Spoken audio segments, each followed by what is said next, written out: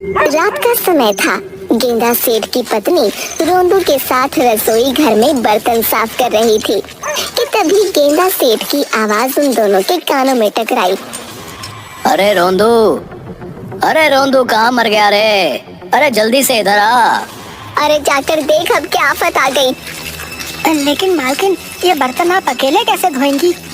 जाकर पहले उनकी सुन, कहीं रसोई घर में ना घुसे चले आए।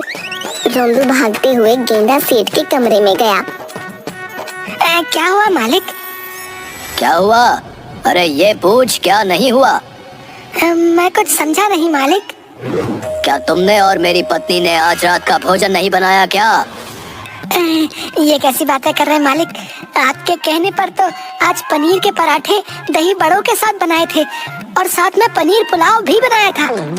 अरे इतने स्वादिष्ट स्वादिष्ट पकवान बनाए और मुझे पता भी नहीं। जल्दी जल्दी जाओ और मेरी पत्नी से कहो कि मुझे बहुत भूख लगी है। वो क्या है ना, दोपहर का भूखा हूँ।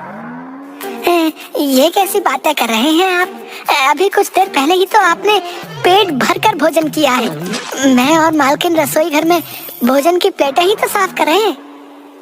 क्या मैंने भोजन कर लिया? हाँ मालिक, आपने अभी अभी कुछ देर पहले ही तो पेट भरकर खाना खाया है। तो फिर मुझे कुछ याद क्यों नहीं आ रहा? मेरे पेट में चूहे क्यों दौड़ रहे हैं? अरे आपके पेट में तो हमेशा चूहे ही दौड़ते रहते हैं। पता नहीं आपके ये पेट में चूहे कब शांत होंगे। रोंदू ने इतना कहा ही था कि तभी गेंदा सेठ की पत्नी गुस्से से पैर पटकते हुए आई। इनके पेट के चूहों को किसी दिन बहुत सारी नींद की दवाई दे दूंगी। उस दिन इनकी भूख हमेशा के लिए खत्म हो जाएगी। ये कैसी बातें कर रही हो तुम? तुम तो मेरी पत्नी हो। क्या तुम नहीं जानती, अगर मेरे पेट के चूहे शांत हो गए तो मैं स्वर्ग सिधार जाऊंगा और तुम विधवा हो जाओगी।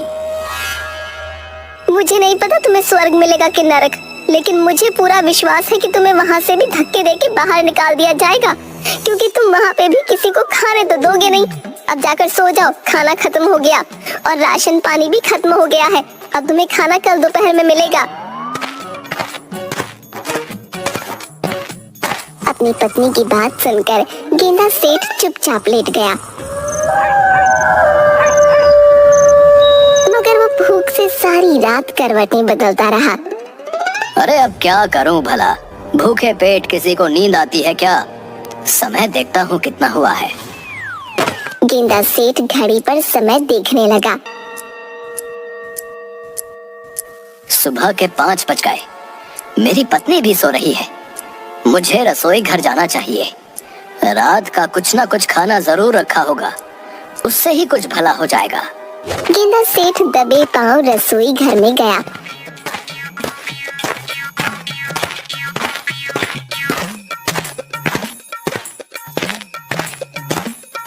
मगर उसने देखा रसोई घर के बर्तन साफ पड़े थे। इसका मतलब मेरी पत्नी सही कह रही थी, राशन पानी भी खत्म हो गया है। अब मैं क्या करूं? मुझे तो बहुत तेज भूख लगी है। अब एक काम करता हूं, बाहर जाकर कुछ जुगाड़ पानी करता हूं।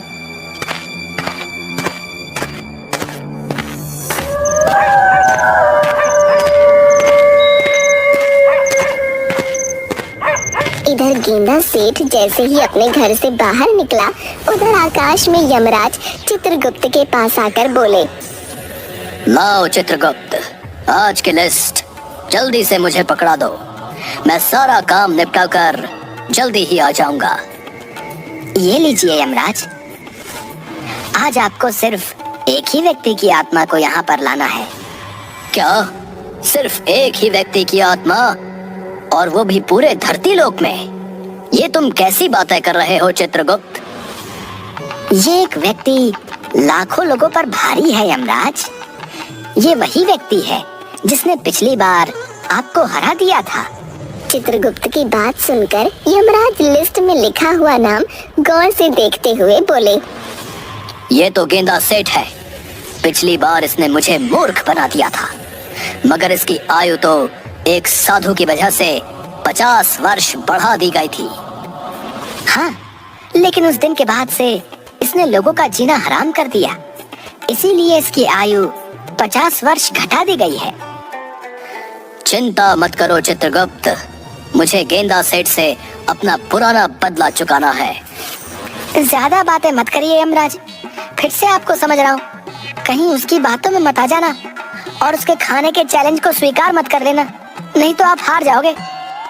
यमराज चित्रगुप्त की बात का जवाब दिए बगैर अपने भैंसे पर बैठकर सीधे पृथ्वी की ओर चल दिए। यमराज का भैंसा यमराज से बोला, यमराज जी, पिछली बार गेंदा सेठ ने आपका जो अपमान किया था, मुझे बहुत बुरा लगा था। मुझे लगा था कि वो इतना नहीं खा पाएगा, मगर पता नहीं उसके पेट के अंदर से खाना आखिर जाता कहाँ है। ये एक शोध का विषय है। इस बार आप मुझे मौका दीजिए। मैं कुछ समझा नहीं। यमराज, आप तो जानते ही हैं कि मेरी खुराक कितनी है। मुझे पूरा विश्वास है कि मैं गेंदा सेठ को हरा दूंगा। याद है आपको, पिछली बार मैं सारे देवताओं और अप्सराओं का भोजन चट कर गया था और कैसी खलबली मच गई थी। भैंसे की बात सुनकर यमराज गहरी सोच में पड़ गए। अचानक यमराज के होठों पर रहस्यमयी मुस्कुराहट आ गई। तुमने सही कहा मेरे भैंसे, मैं तो भूल ही गया कि तुम एक जादुई भैंसे भी हो। तुम्हारा मुकाबला तो कोई कर ही नहीं सकता। फिर उस गेंदा सेठ की क्या औकात है। इस बार मैं उसकी आत्मा खींचने से पहले उसे हराऊंगा, उसके बाद उसे ले जाकर सीधे नर्क में फेंक दूंगा। इधर गेंदा भूख से बेहाल अनजान दिशा की ओर चला जा रहा था।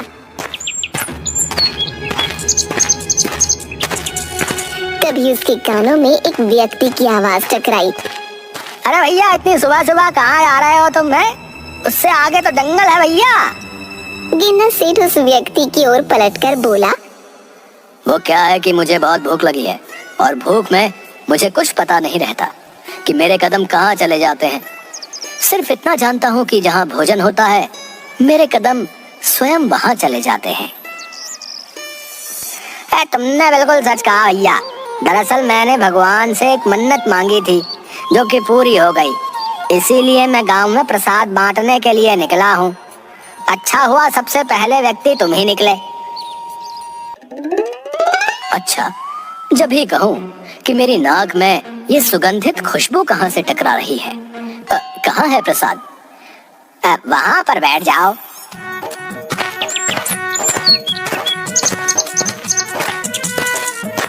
उस व्यक्ति ने गर्मा गर्म पूरी और आलू की सब्जी गेंदा सेठ के सामने परोस दी। अरे वाह वाह वाह, सुबह सुबह ही देसी घी की पूरी और मेरी मनपसंद आलू की सब्जी। आज तो मजा आ गया।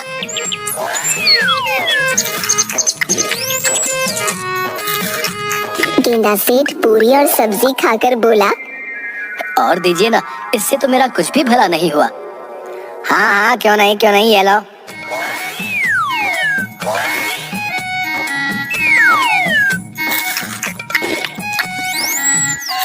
गेंदा सेठ कुछ ही देर में 150 पूरियां खा गया।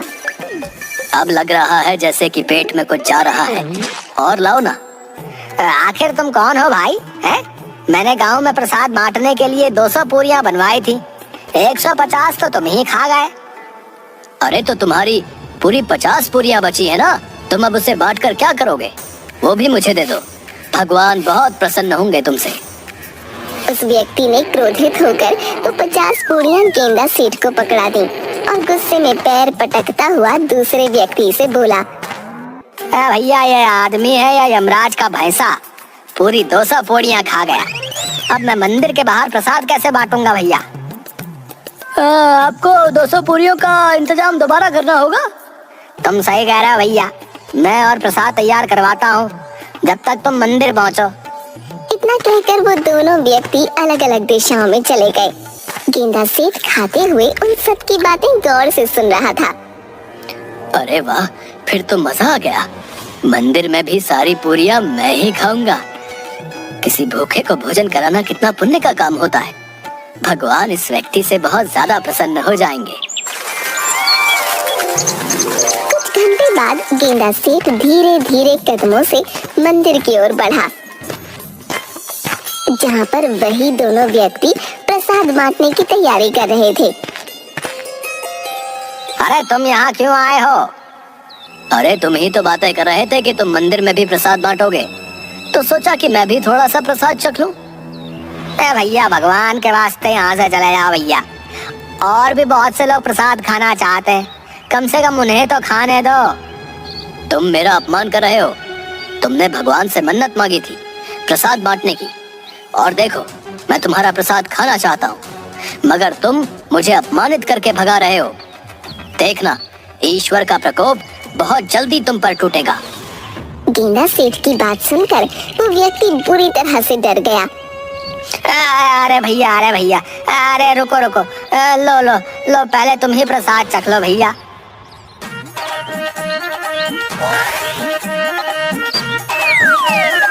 गेंदा सेठ चखने के नाम पर सारी पूरियां खाते हुए बोला, क्या बस इतना ही चखने को दोगे? थोड़ी और पूरियां लाओ। भैया तू इंसान है या यमराज का भैंसा है? हे ईश्वर, आखिर तू इसे अपने पास क्यों नहीं बुलाता? अरे इतने सारे अच्छे इंसानों की यमराज आत्मा खींच कर ले जाते हैं, इसकी आत्मा क्यों नहीं खींच ले जाते? उस व्यक्ति ने इतना कहा ही था कि तभी भैंसे पर सवार होकर यमराज हंसते हुए वहां पहुंच गए। यमराज को देखकर वो व्यक्ति बुरी तरह से डर गया। अभी तुम्हारा समय नहीं आया है। मैं तो इस गेंदा सेठ की आत्मा को ले जाकर नर्क में डालने वाला हूँ। यमराज की बात सुनकर गेंदा सेठ अंदर से बुरी तरह से डर गया, मगर अचानक उसे कुछ याद आ गया। यमराज जी, आप शायद भूल रहे हैं मेरी आयु 50 वर्ष बढ़ा दी गई है। हाँ, एक साधु की प्रार्थना से तुम्हारी आयु 50 वर्ष बढ़ा दी गई थी, मगर तुमने उस दिन के बाद इतने लोगों का खाना हराम कर दिया, इसीलिए तुम्हारी आयु फिर से घटा दी गई है। अब तुम्हारा समय आ गया है। मेरा तुमसे वादा है, नर्क में मैं तुम्हें खाने को तरसा दूंगा। तभी यमराज का भैंसा यमराज से बोला, रुक जाइए यमराज जी, शायद आप भूल रहे हैं हम दोनों में क्या बातचीत हुई थी। पहले अपने अपमान का बदला लीजिए, उसके बाद इसकी आत्मा इसके शरीर से खींचकर नर्क में डाल दीजिए। तुमने सही कहा, मैं तो भूल ही गया कि मुझे इससे अपना बदला भी चुकाना है। कैसा बदला यमराज जी? मैंने आपका क्या बिगाड़ा है? तुम्हारा और मेरे भैंसे का एक मुकाबला होगा, खाने का मुकाबला। उस मुकाबले में मेरा भैंसा जीतेगा, उसके बाद मैं तुम्हारी आत्मा तुम्हारे शरीर से खींच लूंगा। यमराज की बात सुनकर गेंदा सेठ के मुंह में पानी आ गया और उसके दिमाग में एक योजना भी आ गई। मैं आपकी इस प्रतियोगिता में एक शर्त पर भाग लेने के लिए तैयार हूँ। कौन सी शर्त? आपको मेरी आयु 100 वर्ष बढ़ानी पड़ेगी। ये मेरा काम नहीं बल्कि भगवान का काम है। ठीक है, अगर भोजन करके ही मेरी किस्मत में मरना लिखा है तो यही सही। कम से कम मरने से पहले पेट भरकर भोजन तो कर सकूंगा। कुछ ही देर में मुकाबला शुरू हो गया। गेंदा सेठ के सामने उसके सारे पसंदीदा व्यंजन रखे हुए थे। गेंदा सेठ और यमराज का भैंसा भोजन पर टूट पड़े।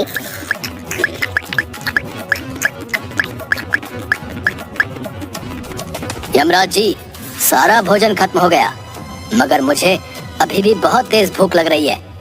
जल्दी से और बहुत सारा भोजन मंगवाइए ना, उसके बाद मुझे आपके साथ भी चलना है। अरे ये इंसान है या कोई बवाल? मेरा पेट तो बुरी तरह से भर चुका है। आखिर मैंने यमराज जी के सामने इतनी बड़ी बड़ी बातें क्यों कर दी? कुछ ही देर में बहुत सारा भोजन गेंदा सेठ के सामने लग गया।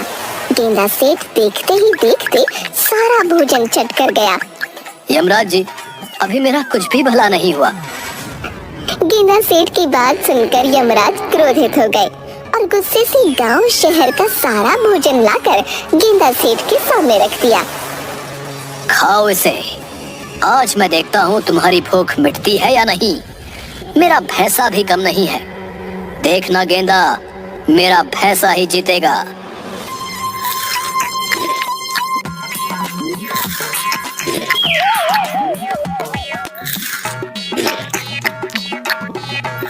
मगर गेंदा सेठ वह भोजन भी चट कर गया। और भोजन लाओ यमराज जी, अभी मुझे और भूख लग रही है। मेरे पेट में चूहे दौड़ रहे हैं। बस अब मैं भोजन का एक निवाला भी नहीं खा सकता। अगर मैंने एक निवाला भी खाया तो मैं गिर जाऊंगा। अब मैं क्या करूं? तभी यमराज के कानों में एक आवाज टकराई। गेंदा सेठ की आयु 50 वर्ष और बढ़ा दी गई है, क्योंकि इसकी भूख कोई नहीं मिटा सकता। मुझे डर है कहीं ये सारे पृथ्वी वासियों का भोजन ही ना खा जाए। तुम वापस आ जाओ। गेंदा सेठ, तुम्हारी आयु फिर से 50 वर्ष बढ़ा दी गई है, लेकिन मुकाबला अभी खत्म नहीं हुआ। यमराज ने इतना कहा ही था कि तभी यमराज का भैंसा बेहोश होकर गिर पड़ा। मगर गेंदा सेठ भोजन खाने में व्यस्त रहा।